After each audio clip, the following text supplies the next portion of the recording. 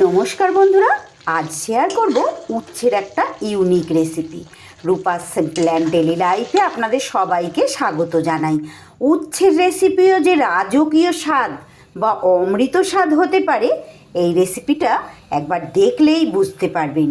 বাড়িতে তৈরি করলে দেখবেন ছোট বড় যারা কোনো দিনও উচ্ছে বা তেতো খেতে চান না বা পছন্দ করেন না, তারাও দেখবেন কি তৃপ্তি সহকারে চেটেপুটে খেয়ে নিচ্ছে। তাহলে কি এমন উপকরণ দিয়ে এই লোভনীয় স্বাদের রেসিপিটি তৈরি করলাম, চলুন সেটাই এবার দেখে নেওয়া যাক। নিয়েছি এখানে মাঝারি সাইজের যে উচ্ছেগুলো হয়, সেই কয়েকটা উচ্ছেকে আমি এইভাবে দেখুন লম্বা করে একটু মোটা মোটা করে এইভাবে টুকরো করে কেটে নিয়েছি। ছোট ছোট উচ্ছেগুলো হলে কিন্তু বেশি স্বাদ ভালো হয়, তবে এখন ছোট উচ্ছেগুলো খুব কম সময়েই পাওয়া যায়, তাই এই যেই উচ্ছে পেয়েছি আমি সেইগুলোই এইভাবে লম্বা করে কেটে ধুয়ে নিয়েছি। আর তারই সাথে মাঝারি সাইজের একটা আলুকেও এইভাবে আমি লম্বা করে কেটে ধুয়ে নিয়েছি। চলুন এবার রান্নাটা শুরু করি। গ্যাসে কড়াই বসিয়ে কড়াইতে দিয়ে দিচ্ছি আমি কিছুটা পরিমাণ 2 চামচের মতো রাইস ব্র্যান অয়েল। আপনারা যে কোনো রান্নার তেলেই এই রেসিপি করতে পারেন। তেলটা গরম হয়ে গেলে সবার প্রথমে আমি কেটে ধুয়ে রাখা আলুগুলো দিয়ে দিলাম। এবার আলুর ওপরে একটু নুন দিয়ে দিচ্ছি, আর তারই সাথে সামান্য একটু হলুদের গুঁড়ো আমি দিয়ে দিলাম।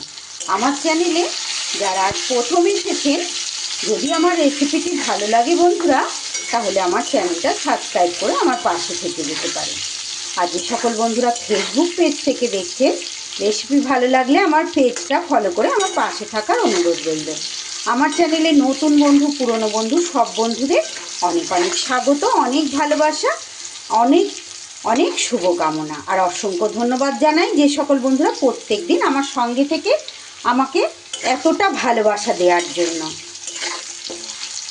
আলু একটু বেশ লাল লাল করে ভেজে নিতে হবে। আমার আজকের রেসিপি একদম অতি সাধারণ। গরম পড়ে গেছে বন্ধুরা, তাই গরমের দিনগুলোতে একটু সিম্পল রান্নাবান্নাই খেতে কিন্তু আমাদের সবার ভাল লাগে।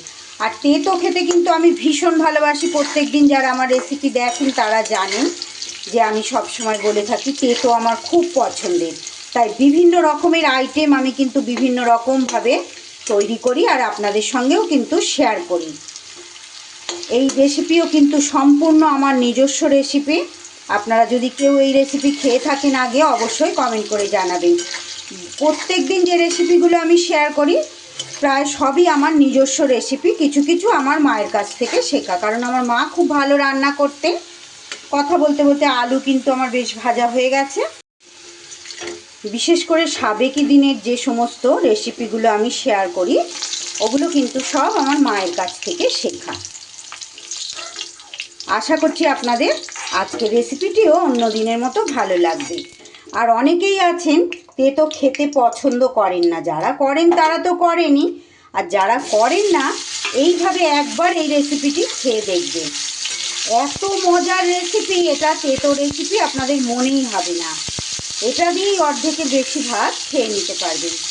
খুব সুন্দর লাগে বন্ধুরা খেতে, আর যেটা ভালো লাগে সেটাই তো আপনাদের সঙ্গে শেয়ার করি, তাই না? যারা তেতো খেতে ভালোবাসেন তাদের তো পুরো রাজকীয় স্বাদের খাবার লাগবে, আর যারা ভালোবাসেন না তারাও একবার খেলে কিন্তু আবারও তৈরি করার অনুরোধ রাখবেন বাড়ির মানুষকে। তাই সঙ্গে থাকুন বন্ধুরা, দেখিয়ে দিচ্ছি আমি কিভাবে করছি, একটু দেখুন, তাহলেই বুঝতে পারবেন যে সত্যি কতটা লোভনীয়। উচ্ছেগুলোও কিন্তু আমি একটু মোটামুটি লাল লাল করে ভেজে নিয়েছি। খুব লাল লাল আমি করিনি। যারা তেতো খেতে পছন্দ করেন না, মানে বেশি তেতো খেতে পারেন না, তারা কিন্তু এখানে উচ্ছেটাকে আরও একটু বেশি ভালো করে ভেজে নেবেন, তাহলে কিন্তু তেতোটা একদম কম লাগবে। আমি মোটামুটি ভেজেছি, কারণ উচ্ছের একটা আলাদা রকম গন্ধ থাকে। কাঁচা সব সবজিরই নিজস্ব একটা গন্ধ থাকে, উচ্ছেরও থাকে। সেই গন্ধটা কেটে যাওয়া অবধি আমি কিন্তু সুন্দর করে এটা ভেজে নিলাম। উচ্ছের রেসিপিও যে এত লোভনীয় হয় আপনারা দেখে কিছুটা বুঝতে পারলেও যতক্ষণ না খাবেন ততক্ষণ কিন্তু বুঝতে পারবেন না। তাই আমার অনুরোধে একবার এইভাবে তৈরি করে খেয়ে দেখবেন। আর 1 চামচের মতো এখানে তেল আমি অ্যাড করে দিলাম। ফোড়নে দিয়ে দিচ্ছি দেখুন সামান্য পরিমাণ কালো জিরে আর সাদা জিরে। তেলটা খুবই গরম হয়ে গেছে, তাই জন্য আমি কিন্তু গ্যাসটাকে একটু বন্ধ করে দিলাম। বন্ধ করে দিয়ে এইবার আমি এই তেলের ওপরে দিয়ে দেব একটু হলুদের গুঁড়ো, যাতে এই আদার পেস্টটা দিলে না ছিটকায়। আর এর মধ্যে এই 1 চামচ আদা আর কাঁচা লঙ্কার পেস্ট আমি এখানে দিয়ে দিলাম। তেলটা এরকম কড়াইটা বেশি গরম হলে বন্ধুরা এইভাবে গ্যাসটা একটু নিভিয়ে দেবে, তারপর আবার জ্বালিয়ে দেবে। গ্যাসটা কিন্তু আবারও আমি জ্বালিয়ে দিয়েছি। এইগুলো ছোটোখাটো জিনিসগুলো যারা আমরা প্রত্যেকদিন রান্না করি তারা আমরা জানি, কিন্তু যারা একেবারেই নতুন তারা হয়তো জানেন না।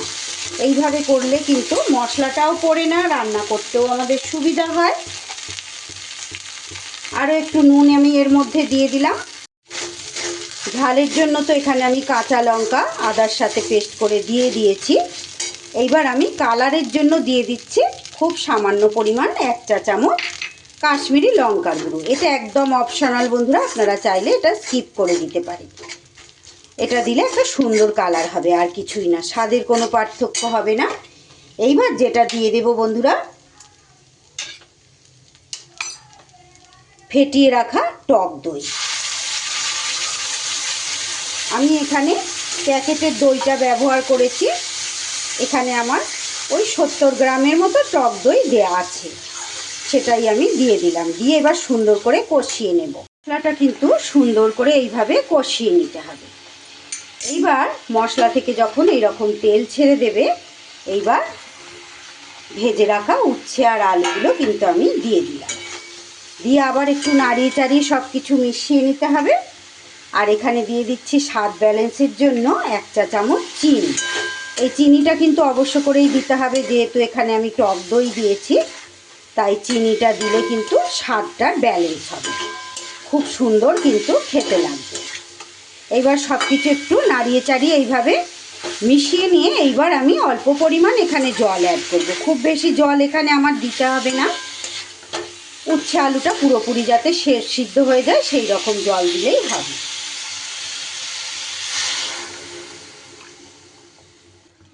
উচ্ছের আর আলুর পরিমাণ অনুযায়ী কিন্তু অবশ্যই আপনারা টক দইটা দেবেন। এবার 2 চিরা কাঁচা লঙ্কা দিয়ে আমি কিছু সময়ের জন্য ঢাকা দিয়ে দিলাম। ওদিকে উচ্ছে আর আলুটা সিদ্ধ হতে হতে এখানে আমি দিয়ে দিলাম একদম খুব সামান্য 1 চামচ বেসন। বেসনটাকে এইভাবে শুকনো খোলায় একটু নাড়াচাড়া করে নেব, যাতে কোনো রকম বেসনের কাঁচা গন্ধ না থাকে, কিংবা বেসনটা যাতে পুড়ে না যায়। গ্যাসটা কমিয়ে দিয়ে অবশ্যই এই কাজটা করতে হবে।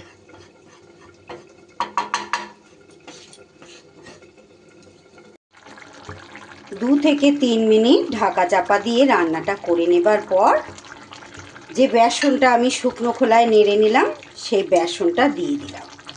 টাইটেল আর থাম্বনেল দেখে অনেকেই হয়তো আপনারা ভেবেছিলেন যে উচ্ছের আবার লোভনীয় রেসিপি হতে পারে, রাজকীয় স্বাদ, অমৃত স্বাদ এইগুলো বলা যেতে পারে।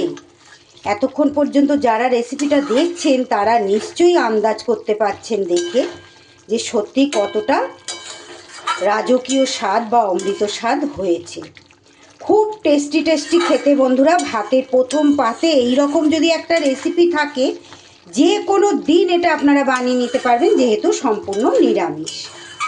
এখানে চাইলে আপনারা নিরামিষ দিনে যদি না খান, একটু পেঁয়াজ কিন্তু অ্যাড করতেই পারেন। ফোড়নের ওপরে একটু পেঁয়াজ অ্যাড করে দেবেন, তাহলেও কিন্তু খুব ভালো হয় খেতে। দেখুন সুন্দর সুন্দর মাখা মাখা সামান্য মশলা দিয়ে কিন্তু দারুণ স্বাদের উচ্ছের রেসিপি আজ আমি একটা আপনাদের সঙ্গে শেয়ার করলাম। ভালো লাগলে অবশ্যই এইভাবে বাড়িতে ট্রাই করবেন, আর একটা লাইক, কমেন্ট আর শেয়ার করতে কিন্তু ভুলবেন না। আর যারা নতুন এসেছেন প্লিজ বন্ধুরা, ভালো লাগলে আমার চ্যানেলটা সাবস্ক্রাইব করে আমার পাশে থেকে যাবেন। পাশে থাকা বেল আইকনটা অল করতে একেবারেই ভুলবেন না, যাতে যে কোনো রকম নতুন ভিডিও আপলোড করলে সবার আগে আপনাদের কাছে নোটিফিকেশান পৌঁছে যায়। উচ্ছে আলু খুব সুন্দর করে সব কিছু আমার সিদ্ধ হয়ে গেছে। এইবার গ্যাস বন্ধ করে দেব। ঠান্ডা হলে এটা কিন্তু আরও একটু শুকনো শুকনো ভাব হয়ে যাবে। ভাত দিয়ে মেখে খেতে কী যে ভালো লাগবে। ভাতের প্রথম পাতে এটা দিয়ে সার্ভ করবেন, এটা দিয়েই দেখবেন অর্ধেকের বেশি ভাত খাওয়া হয়ে যাচ্ছে। যারা কোনো দিনও উচ্ছে খান না তারাও দেখবেন খাওয়ার সময় আঙুল চেটে চেটে খাচ্ছে। গ্যাস আমি বন্ধ করে দিলাম। তৈরি হয়ে গেল আমার রাজকীয় স্বাদের দই উচ্ছে। একদম পুরো জিভে জল আনা স্বাদ। রেসিপিটা দেখে আপনাদের মনে হচ্ছে কি না যে রাজকীয় স্বাদেরই একটা রেসিপি।